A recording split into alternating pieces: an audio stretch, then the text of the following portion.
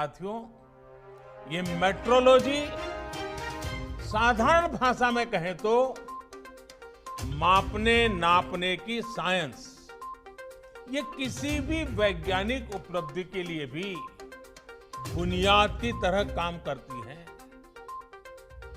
कोई भी रिसर्च माप और नाप के बिना आगे नहीं बढ़ सकती। यहां तक कि हमें अपनी उपलब्धि भी किसी न किसी पैमाने पर मापनी ही पड़ती है। इसलिए मेट्रोलॉजी मॉडर्निटी की आधारशिला है। जितनी बेहतर आपकी मेथोडोलॉजी होगी, उतनी ही बेहतर मेट्रोलॉजी होगी। और जितनी विश्वसनीय मेट्रोलॉजी जिस देश की होगी, उस देश की विश्वसनीयता दुनिया में उतनी ही ज्यादा होगी।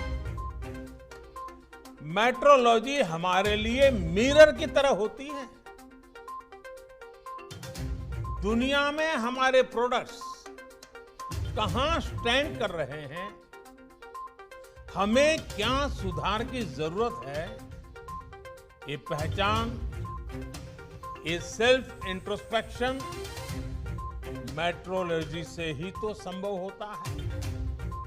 इसलिए आज जब देश आत्मनिर्भर भारत का अभियान, इसका संकल्प लेकर के आगे बढ़ रहा है, तो हमें याद रखना है कि इसका लक्ष्य क्वांटिटी भी है, लेकिन साथ साथ क्वालिटी भी उतनी ही महत्वपूर्ण है।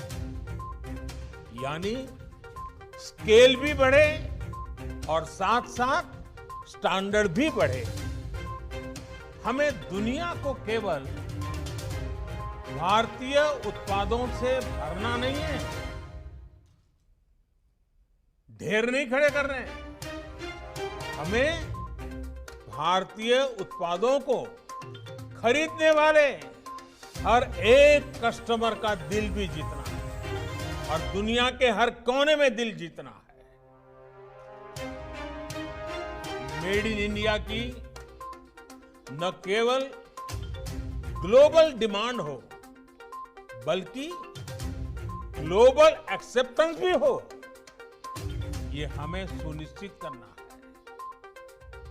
हमें ब्रांड इंडिया को क्वालिटी, क्रेडिबिलिटी के मजबूत स्तंभों पर और मजबूत बनाना है।